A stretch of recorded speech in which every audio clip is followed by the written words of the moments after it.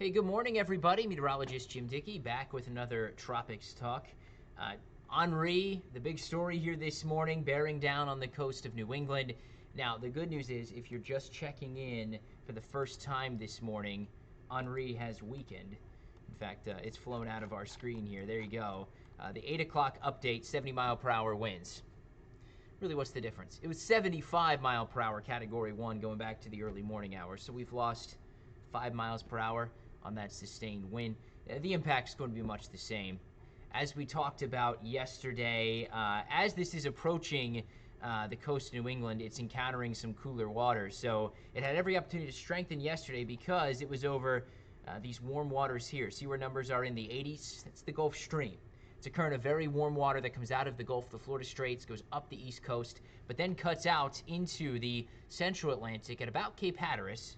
So once Henri moved north of that Gulf Stream, its intensification process stalled, and now it's weakening. So you get closer to the coast, water temperature, especially off the coast of New England there near Nantucket and Cape Cod, in the 60s. Generally speaking, tropical systems want water temperatures above 78 degrees to at least maintain their strength.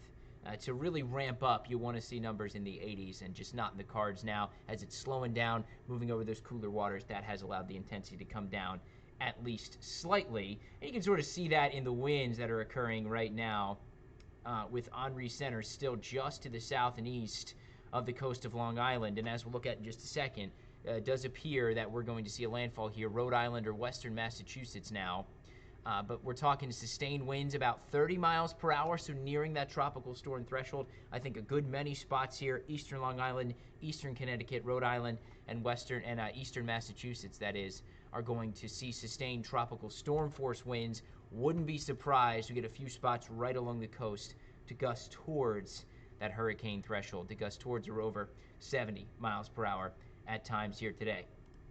Let's dive into the radar.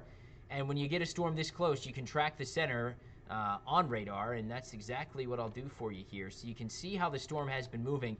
Yesterday, there was sort of a split in the model. Some still showed this, more of a western jog towards or over Long Island. And then a few more showed this going towards Rhode Island or Massachusetts. And I think that latter solution is the one that's going to be playing out here. Something I like to do when we get close to landfall is you can trace the movement of the center and pick out exactly how it's moving. So let's do that here. To draw a circle around where the center is, or at least where it appears on the radar presentation. We'll go about every 2 hours. There's your next location. This was back at 4 a.m. We go forward to 6 a.m. and you can see, again, general north-northwesterly movement, which is what the Hurricane Center has the movement set at in the latest update. And actually, you can see the center sort of eroding away. That's good news as it gets close to the coast, as that weakening continues. So yeah, a north-northwest trajectory overall. Take that off here real quick. And if that holds, we're talking a landfall somewhere between Gillese, South Kingstown, off to the west, I think, of the Massachusetts and Rhode Island border, just to the west of Newport, if it keeps on that west-northwesterly track. So again, Rhode Island looking like the final destination, the final landfall spot for Henri here this morning. But as I take that off, I do think there's some good news here in that we're sort of seeing the erosion of the southern half of the eye wall. You go back a couple hours ago, and this was over the warmer waters, much more clearly defined center. This is when, especially in that eye wall, we're probably seeing wind gusts up over 70, 75 miles per hour. That has definitely eroded. There's still going to be some nasty winds and rain in this as this comes on shore. In fact, many spots from Montauk northeast probably seeing tropical storm conditions right now. But it's good to see, it's always good to see a weakening tropical system as it heads towards the coast, as opposed to, say, what we saw with Grace going back to Friday night when it was strengthening all the way up to the point that it made landfall. Much better to see one falling apart as it moves onshore, as we're seeing with Henri. Still, big impacts here today, and they sort of go as follows. I think flooding, rainfall is going to be the biggest impact. In fact, we're already seeing flooding as far away as New Jersey. There's been a training rain band over New Jersey through much of the morning.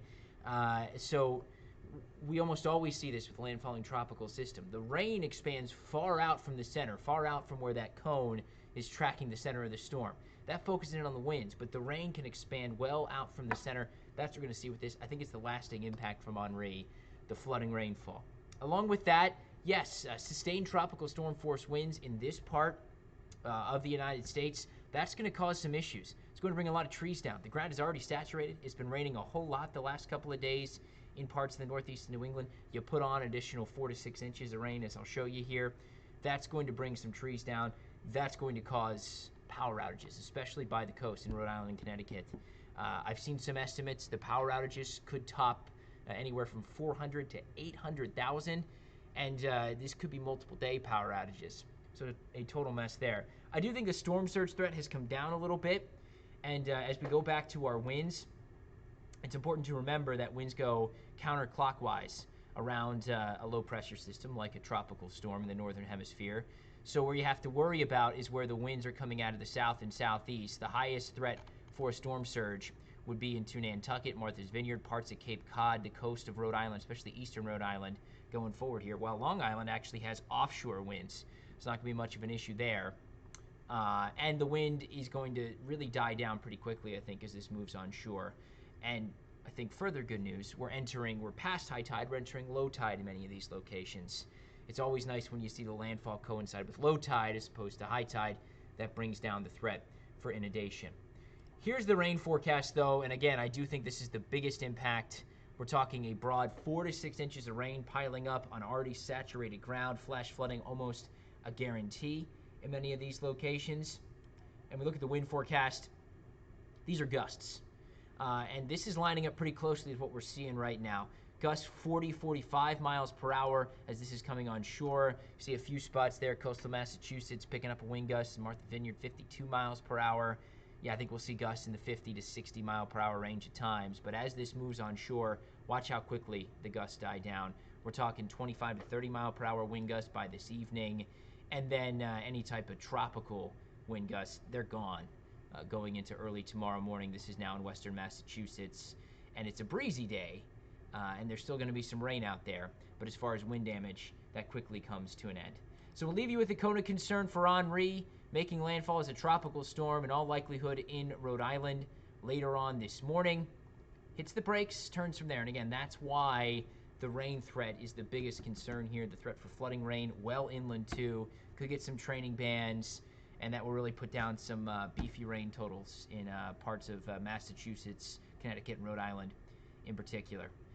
Outside of Henri, nothing else going out there right now, so that's the good news. After this, we should get a bit of a break, a bit of a lull in the Atlantic. Won't last long, though. We're headed into the climatological peak of hurricane season. There will be plenty more to track in the coming weeks, I assure you. So we'll be back with Tropics Talk here in the coming days. Stick with ABC7, of course, for updates on everything and anything going on in the tropics as we head through the heart of this hurricane season.